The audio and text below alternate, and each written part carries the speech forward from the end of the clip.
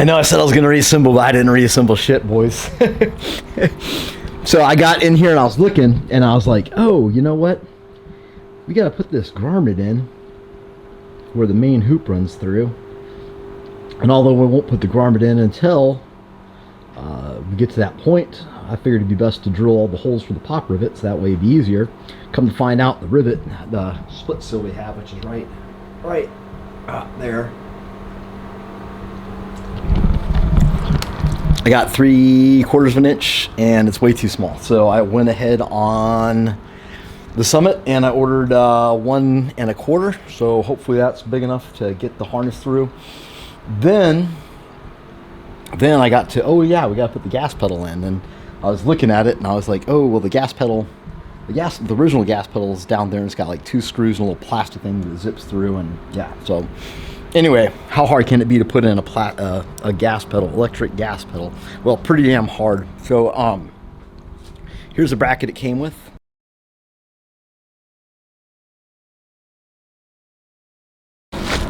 Here's our gas pedal guy, and here is the bracket we made. I still got to paint this side, but basically this just holds it in the car like this. This is the backing plate, which goes on the back side of the firewall, which kind of keeps everything sturdy and aligned. Yeah, so, and I drilled this and put captive nuts on it and put a rivet through there so I could rivet this to the firewall. But this right here was hitting kind of in the way of the garment, so we had to cut that. And yeah, but now we have a nice electronic gas pedal, so we can do drive-by wire stuff. And once that paint is dried and in there, I'll kind of give you a peek. It just looks like a normal gas pedal next to a brake pedal in an old 1970s Pontiac. So that is it. But that means that should be the last hole. You see that nice. I took one of my exhaust rings, put some seam sealer on it, and just riveted it on there. That's what I'll get to do. If there's any other little tiny holes in the firewall, like this guy, and there's one way down here, we're going to go ahead and seal up the firewall, because sealed firewalls are nicer with air conditioning and better with fires. So in case we ever catch on fire, we won't have to worry about that as much. Yeah, but once we get done with that, the holes in the firewall, then reassembly for sure. Hey everybody, Mike with Monkey Fab. Today, final reassembly, right? But I thought I'd share a funny story. Anyway, I'm walking into the post office. I'm getting I got a 4Runner, you guys know that. And I'm getting the daily haul out of the 4Runner to take into the post office so I could ship off all the stuff to all the customers, all of you great customers that shop on monkeyfabgarage.com. Everything usually ships the same or next business day. Bam. So I'm getting out of my car and grab my bag, my big IKEA bags, and this dude's walking towards me and he's kind of looking at me funny, and I'm like, why is this dude looking at me funny? I don't know what's going on, man. Am I gonna have to fight a dude? I'm too old for that kind of shit. So the guy comes to me closer and he's still eyeballing me, and you know, and he goes, hey man, I watch all your videos, which I'm sure was an over exaggeration because no one would watch all my videos. But it was just kind of funny to bump into somebody that actually watches my YouTube videos in real life. And I only get like maybe a couple hundred views per video, so it's, you figure out of, you know, 7-8 billion people on the planet, 350 million-ish in America, the chances of running into anyone that watches your thing is rare. So anyway, I thought that was kind of cool. Thank you, guy. I appreciate you watching the channel. Usually I feel bad, like whenever someone's like, hey, I watch your show, I always apologize because I understand it's not the best, it's not the greatest. I'm doing what I can with what I can. It's just me, a video camera, a tripod, and an old car, and usually I'm busy with work, so it's really not high on my list of priorities, but I've hired some people and we look to focus, you know, more on the car and do some funner stuff. I want to make the YouTube videos my excuse for fun. Like, you can't not watch like a Cletus and be jealous, right? And be like, this motherfucker right here, he's out there racing cars. He got his own racetrack, and I'm not envious, but I'm like, wow, what a great thing. And why can't you do that? Why can't I do that? And any of us can. It's just a matter of putting the work out. And those dudes work. Be like, those dudes, when I watch those guys and dropping videos every day, and I think about how much must go into that behind the scenes of people you don't even know. There's no freebies. To think that these guys out here with these channels that have like 100,000, a million subs, stuff like that, and you're putting up your, I'm working on the Phoenix for 5 years thinking that, I'm going to grow a base. I don't think that at all. And no one should, nor should you be envious of somebody that's putting in the work and making really high quality videos. It's super hard.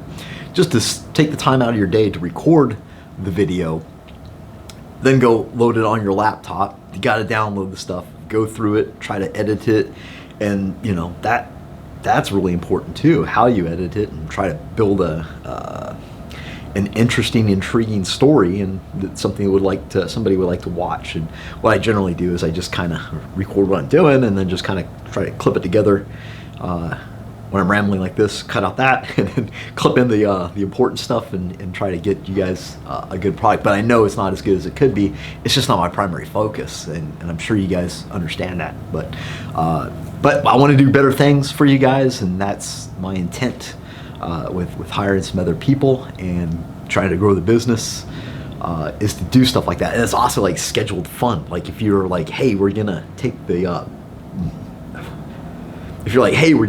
Phoenix to the drag strips and try to run like a 10 or 9 or something crazy, like at least you got like something scheduled. Like you've done scheduling your fun, and that's kind of a cool thing. I mean, you don't want to make your job or your fun your job, but still there's got to be a way to try to enjoy what you do. So that's what's going on. It was great to see somebody that actually watches the channel. Thank you, and I appreciate you guys. So I know there's only a few of you out there that actually watch the videos. Just know that I do appreciate it. It means a lot to me that I have people that are like following along. I kind of did this as like a vlog just to share my interests with you guys, and it's cool that there's a few people out there that enjoy my interests as well. So appreciate it, and we're I gotta put this pedal assembly. Did you guys see my pedal assembly? It's awesome. Hold on. All right, so I already threw away the deal that it came with, but these guys, they have 3 bolts on them, and they just bolt on to one side. So that's what I did. It's not snug down right now, so it'll fit snugly. And then I just put this guy on, which mounts to the firewall, which got this guy with some captive nuts on it that fits on the back side of it, like meow. And then that'll snug it down, and we'll have pedal for our car. Yeah. Okay, you can see meow. That's the old gas pedal thing, and all I did is put some sealant inside it so there won't be a bunch of crap blowing or air and whatnot. And you can see there's some self-tapper holes along this wall, so I just plugged those up with some Ultra Gray. But what we got here is the back side of the bracket that we built, and you can see in the middle of it there's a rivet, so it is sealed and riveted to the firewall, so we can take it in and out, and those captive nuts and that bracket stay in place. So it's easy. It's easy. That's the key to everything. Try to make it as easy as possible, even if everything's a one-off.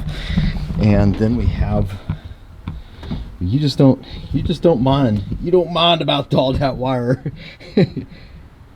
Mind your own business. Okay, so yeah, it just looks like a normal gas pedal guy. Right, y'all. And it's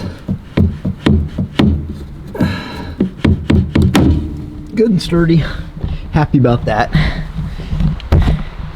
In a perfect world, what I would do is put another arm out in a lateral direction to give it a little extra support, but it'll be good enough. It's just a light spring that's on that pedal, And we got eighth inch steel, front and back sandwiched together. So I think that'll be fine. And our pedal is in. So, and our firewall is sealed. Our holes are drilled. We got our new grommets from Summit that are 1 1/4 inch instead of 3/4 inch. So these should fit the harness a lot better. Got 2 of those guys, and it was like you spend 30 more bucks and we'll give you free shipping. so I said, well, I'll just pay for it, you know.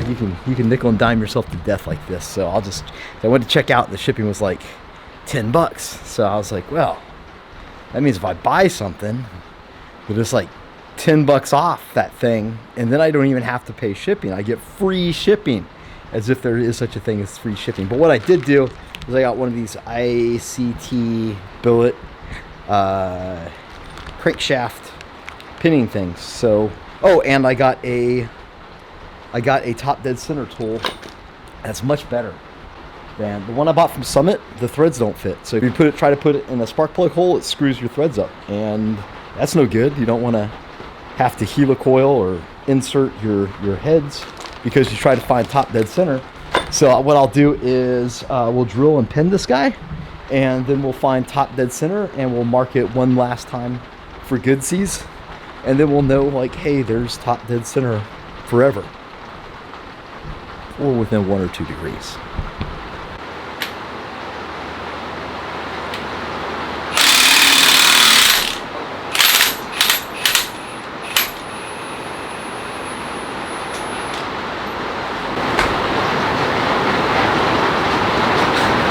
Damn it, man.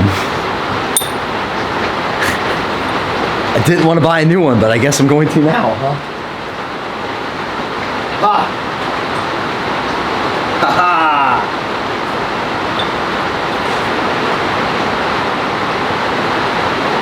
Guess I'm lucky. Sorry about the rain.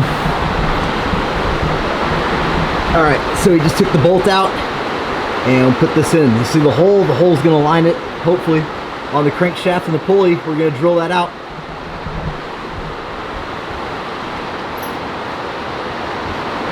This guy gets pushed in there, and then we got our drill bit, and we just marked it so we know how far to go. That's about it. Pretty easy, pretty straightforward. Other than me wrecking my bolt. And just think, all this time I was worried about that bolt not being on tight enough, huh? It's like, man, did I really get that bolt on tight enough? Well, I guess so.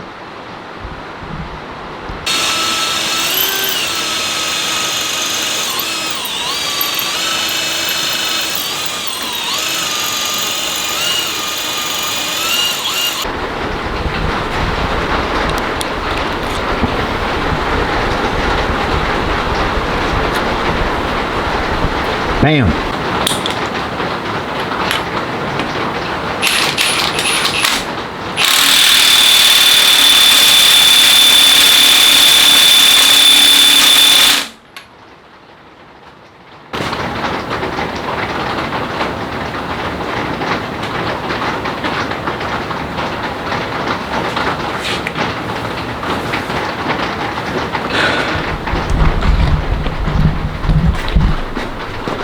Okay, so we got our 2 extremes.